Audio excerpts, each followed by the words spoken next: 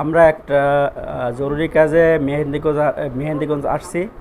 সেই মেহেন্দিগঞ্জ থেকে এখন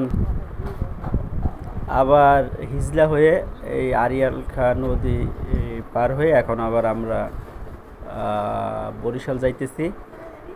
তো আসার সময় এই যে শাখা একটা খাল, এই খালটা একেবারে পানিতে ভরপুর ছিল।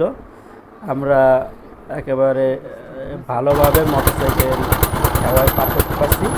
আর এখন বলতেছে যে খালে পানি কম থাকার কারণে, ফাঁকা থাকার কারণে সামনে যে এই এই হাওয়ায় 5টা মোটরসাইকেল আছে, এই পাঁচটা মোটরসাইকেল সামনে যে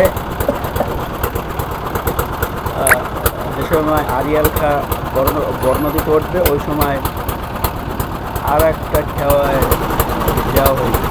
তো আমরা সবাই আল্লাহ আল্লাহ করতেছি যাতে এরকমের পুল বা নদীর ভিতরে খাওয়া করার না হয়। এটা হলো অনেক রিস্ক।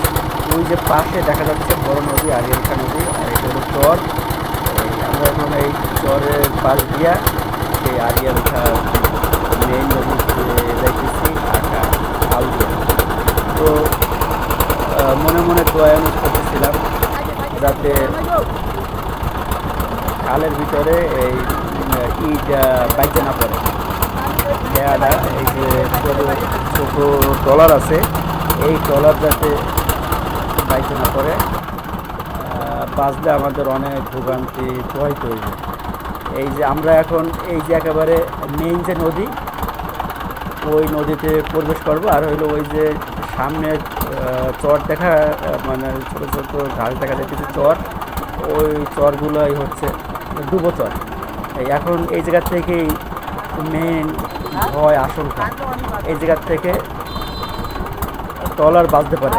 এখন আল্লাহ আল্লাহ করতেছি এই জায়গার থেকে যাতে ট্রলারটা না বাজে। আস্তে আস্তে বাজতেছে, এই যে চর দেখেন, এই জায়গা থেকে আস্তে আস্তে কাটতে উঠতেছে।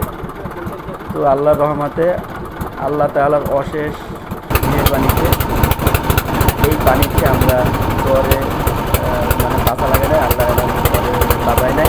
আমরা একটা মেন আরিয়াল নিতে আসলাম। আমরা মেহেন্দিগঞ্জ থেকে হিজলা ট্যাকে যাইছি। আলহামদুলিল্লাহ, শুকরিয়া, আল্লাহ তাআলার অশেষ শুকরিয়া।